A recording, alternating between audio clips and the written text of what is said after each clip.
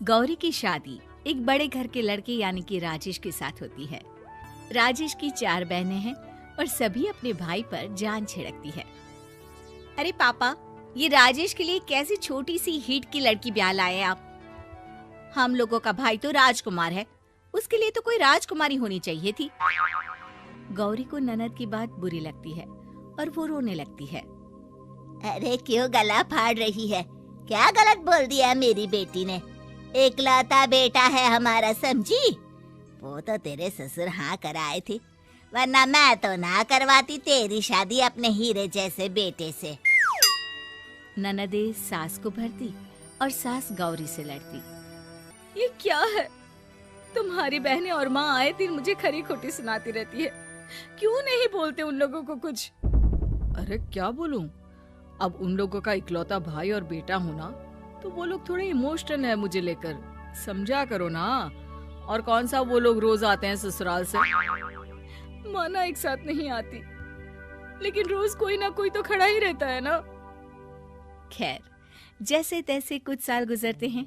गौरी एक प्यारे से बेटी की माँ बनती है।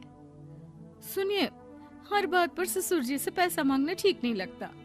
आप कोई काम क्यों नहीं करते हैं? काम तो मैंने कभी किया ही नहीं गौरी। पापा के पास इतना पैसा है कि मुझे जरूरत ही नहीं पड़ी। लेकिन कहते हैं ना, हर दिन एक सा नहीं होता। गौरी के ससुर की मृत्यु हो जाती है और घर में गरीबी छा जाती है। गौरी ननद को फोन करती है। दीदी, अब जीजा जी को बोलकर इन्हें कहीं नौकरी दिलवा दो ना। घर चलाना मुश्किल हो रहा है। माँ जी की भी तबीयत खराब रहती है। दवाई का खर्चा और मुन्ने की पढ़ाई का खर्चा काफी है। कुछ मदद मिल जाएगी दीदी। देखो गौरी, तुम तो जानती हो मेरे खुद के 3 बच्चे हैं, तो ये मत सोचना कि बात घुमा कर बोलोगी तो मैं कुछ मदद कर दूंगी। अब पति तुम्हारा है, सास तुम्हारी है, तो करना तो तुमको ही है ना। हम भी तो निभा रहे हैं। खैर, बोल दूंगी इनको। गौरी समझ जाती है। वो दूसरी ननद को फोन करती है, लेकिन वहाँ से भी उसे कुछ ऐसा ही जवाब मिलता है। अरे भाभी, हमारा भाई कैसे काम करेगा? वो तो राजकुमार है।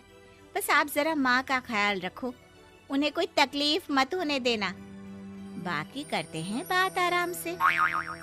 गौरी के सामने संकट आ जाता है कि वो कैसे अपना परिवार चलाए। ना पति काम करना चाहता है और ना ननदे मदद। फिर एक रोज गौरी की सहेली कहती है, गौरी, मैं ना एक फैक्ट्री में काम करती हूँ, तुम्हारी परेशानी समझ सकती हूँ। क्यों नहीं तुम भी मेरे साथ वहाँ काम करती? अरे लेकिन मुन्ना तो छोटा है ना। तो क्या हुआ, तेरी सास और पति तो घर पर ही हैं, वो लोग संभाल लेंगे। तू चल मेरे साथ। गौरी ने अब काम करना शुरू कर दिया था, लेकिन उसका सपना अपने बेटे को अच्छी शिक्षा देने का था। गौरी अपने भाई से कहती है, भाई, आपके बच्चे जिस स्कूल में पढ़ते हैं उस पर मेरे गौरव का भी एडमिशन हो सकता है क्या? अरे कैसे बात कर रही है गौरी? जितना तू कमाती है उतने में तो तेरा घर भी नहीं चलता। तू कहाँ इतने महंगे स्कूल का सपना देख रही है? लेकिन गौरी भी ठान लेती है कि वो किसी न किसी तरह अपने बच्चे को अच्छे स्कूल में पढ़ाएगी। माँ जी, ये मेरे गहने हैं, मैं बेच रही हूँ। गौरव का कल एडमिशन है। अरे वो तो ठीक है गौरी, लेकिन आगे की फीस कैसे मैनेज करेगी? और ज्यादा मेहनत कर लूंगी माँ। गौरव कुछ बन गया तो हम लोगों के सारे दुख दर्द दूर कर देगा। गौरी, हम लोगों ने तुझे गलत समझा, लेकिन तू ही थी जो ये घर लेकर चल रही है, वरना कब की अलग हो जाती। गौरी सास की ओर मुस्कुराकर देखती है। आप भी तो मेरा साथ दे रही है ना। अरे कभी खाने में अंडा या मुर्गा भी खिला दिया करो, क्या रोज रोज पत्ता खिलाती रहती हो? अरे शर्म तो आती नहीं, सारा दिन बहू काम करके पैसे लाती है, खुद तो कुछ करता नहीं, ऊपर से मुर्गा खाना है इसको। गौरी अपना घर चलाने के लिए तो पर्याप्त पैसे कमा लेती है, लेकिन बेटे के महंगे स्कूल, कोचिंग और उसकी डिमांड पूरी करने के लिए उसे लोगों से पैसे उधार लेने पड़ते। माँ, मुझे जूडो कराटे की ड्रेस चाहिए, मैं घर के कपड़ों में क्लास नहीं अटेंड करूँगा। और क्या, बिल्कुल, घर की भी कोई ड्रेस होती है क्या?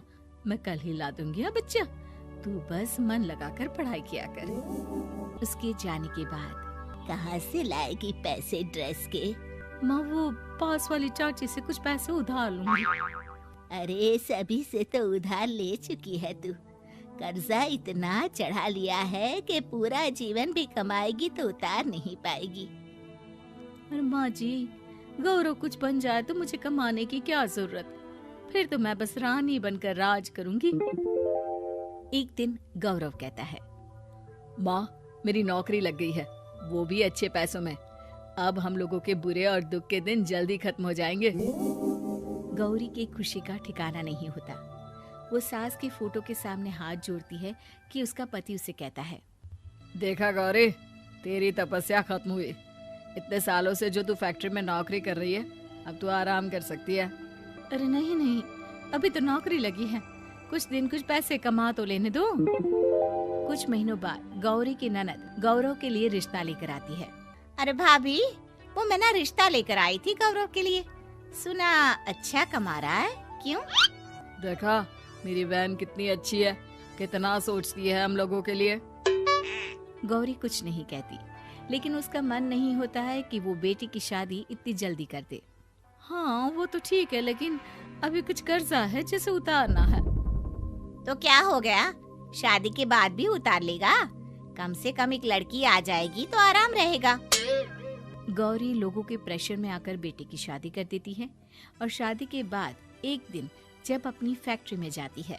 मैनेजर साहब, कैसे इस फैक्ट्री में 22 साल काम कर लिया पता ही नहीं चला। अब तो बेटा सेटल हो चुका है, नौकरी की जरूरत नहीं है, लेकिन आप सभी का शुक्रिया। गौरी बहन, बहुत मेहनत की तुमने जीवन में, अब भगवान कोई मुश्किल ना दे। गौरी घर आती है, लेकिन दरवाजे के बाहर से ही उसे बहू और बेटे की आवाज सुनाई देती है। क्या है, तुम्हारी माँ ने तो सोचा भी नहीं कि जो कर्जा वो ले रही है खुद की अय्याशी के लिए, वो हम लोग क्यों भरे?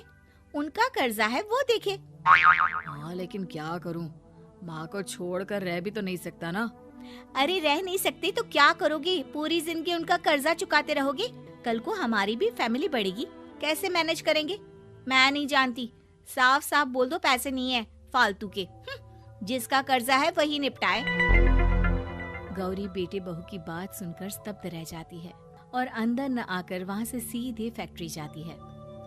मैनेजर साहब, मैं सोच रही थी कि इतनी जल्दी नौकरी नहीं छोड़नी चाहिए, जब तक हिम्मत है तो कर लेते हैं। वो मेरा इस्तीफा ना वापस कर दीजिए।